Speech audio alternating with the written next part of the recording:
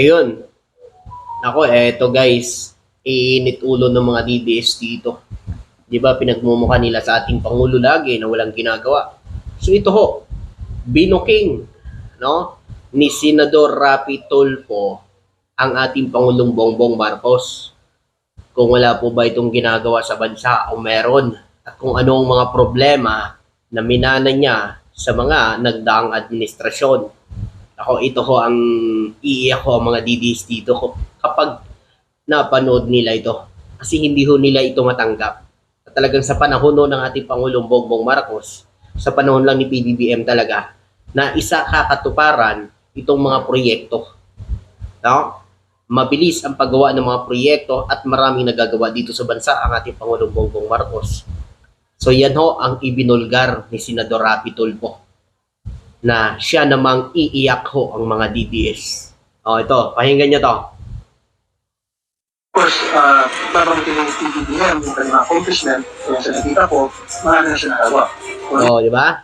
Si Senador Rapi Tulfo na mismo mga kababayan, dahil paparating na po, ilang days na lang, suna na ng ating Pangulo, at babangkitin niya itong mga nagawa niya dito sa bansang Pilipinas, kung ano mga proyekto ang mga natapos. So ito ho ang babanggitin ng ating Pangulo, at mismo ho si Senador Rapi Tulfo ay nakikita niya na marami ng mga natapos na proyekto at nagawa ng ating Pangulo dito sa bansang Pilipinas. So yan ho mga kababayan ang hindi ho matanggap ng mga DDS.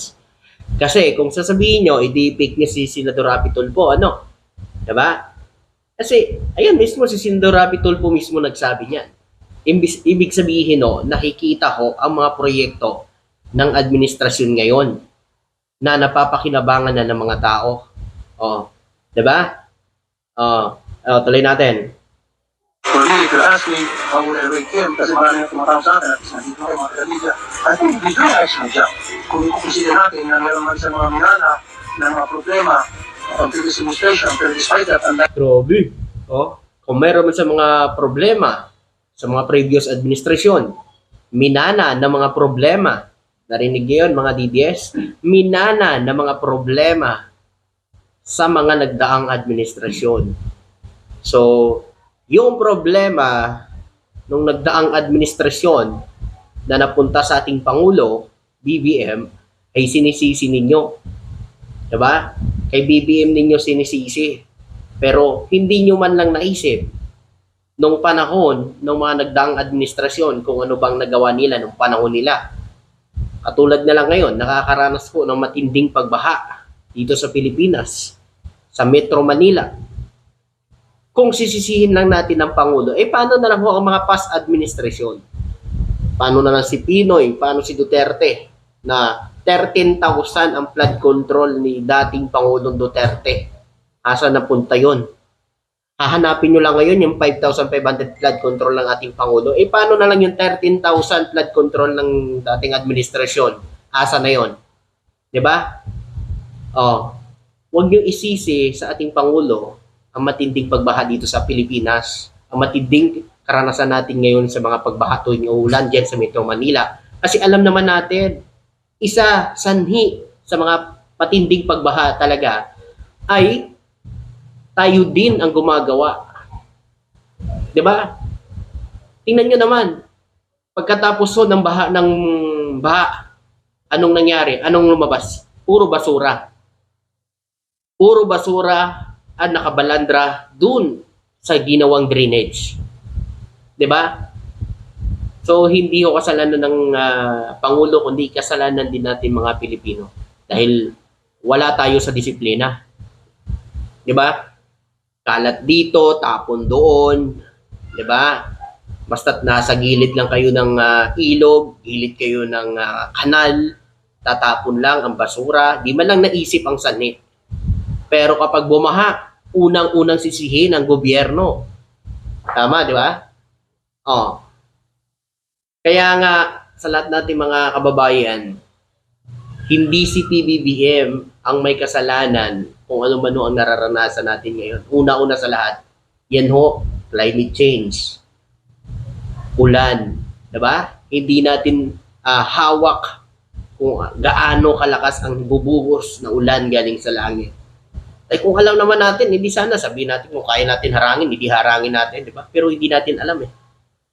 Oh, kung magbaha man, mga kababayan, dahil dyan din yan sa mga pasaway na mga kababayan natin na panay lang ang tapon ng basura.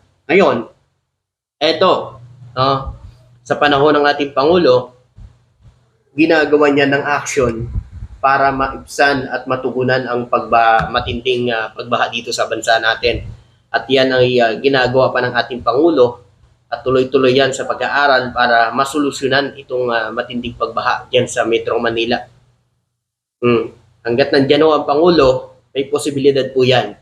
Pero siyempre, mga kababayan, pagkalikasan ako ang gumawa, hindi na ako kasalanan ng sinong tao yan. Dahil hindi na ako kasalanan ng sino yan, kundi kasalanan na ng lahat yan. Tuloy natin. Unlike his predecessor na sinisisi yung pinagmanahan niyang problema, yan gusto ko. So, sinisisi ang pinagmanahan niyang problema. O, di ba? Sinisisi ninyo ang pinagmanahan niyang problema. Ibig sabihin, ang pinaparinggan dito, yung mga nagdaang administrasyon. Kung ano ho ang problema nila noon, kay PBBM na ngayon isinisisi. Kasi, kay BBM, no? Si BBM ang nakaupo, 'di ba? Kaya si BBM ngayon ang sinisisi yung minanang mga problema nagdaan administrasyon. Mga DDS, isip-isip naman. Tuloy. Yung kay BBM, hindi siya naninisi. Ito ang nabiliban pa ni Senador Rapi Tulfo kay PBBM. Hindi siya naninisi.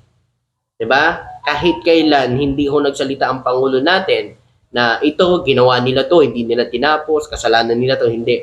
Ginagawa ng Pangulo, tinutuloy lahat ng proyekto na alam niya makakatulong sa sambayan ng Pilipino.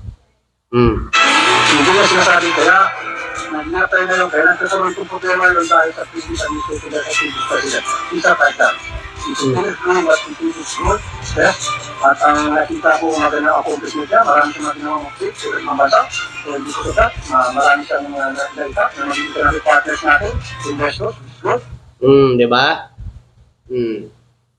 Yan ho, lahat ay ginawa ng Pangulo at yan ay nakita ho ni Senador Rapi Tulfo. So yun ho ang hindi matanggap ho ng mga DDS. Kasi nung panahon ng tatay nila, nako, puro alam ng ata magmura at magpatay ng adik. Diba? Yun lang naman eh. Tuwang-tuwa ko mga DDS pag namamatay yung adik. Pero yung mga namatay na sa nating kababayan dun sa Los Angeles, diba?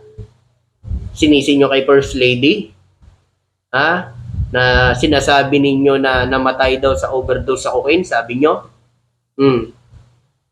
Ngayon, ba't kayo nagagalit? Diba? Ay galit niya kayo dun nung pinagpapatay nga ni Duterte yung mga adik. O, ano sabi nyo? Bagay lang sa kanila yan. Ngayon namatay sa overdose. Sabihin nyo, justice. Eh yung mga pinatay, ano yon? Wala silang karapatan mabuhay. Grabe, no, mga kababayan. So, ganun no, ang talino ng mga DDS. Diba? Ito naman no, ang sabi ho ng Vice Presidente natin. Gawas ho sa pagpunta niya sa ibang bansa, mag-rally. So ito lang ho lagi ang ginagawa. Sirain ho ang administrasyon, sirain ang Pangulo, bulagin ang isip ng mga kababayan nating OFW na nandun ho sa ibang bansa. So ito ho ang trabaho niya. Hindi ho para maglingkod sa bayan. Tingnan niyo to. Nabagin ko na, madami ang perwisyo sa pagbaha. Taon-taon na lang. Ganun, pero wala talagang mga proyekto na nag-a-address sa baha. So, saan yung 13,000 flood control ng tatay mo? Ibig sabihin, no, nilalaglag mo yung tatay mo, ganun. O, asan yun? Nung panahon niya, asan napunta yun? Di ba nga may 51 billion pa kay Pulong? O baha pa rin yung Davao? So, saan napunta yun? Di ba? Asan napunta yun yung 13,000 flood control nung panahon ng tatay niya?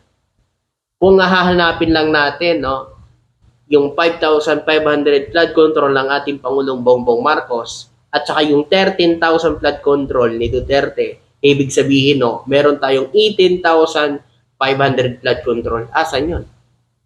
Asan yun napunta?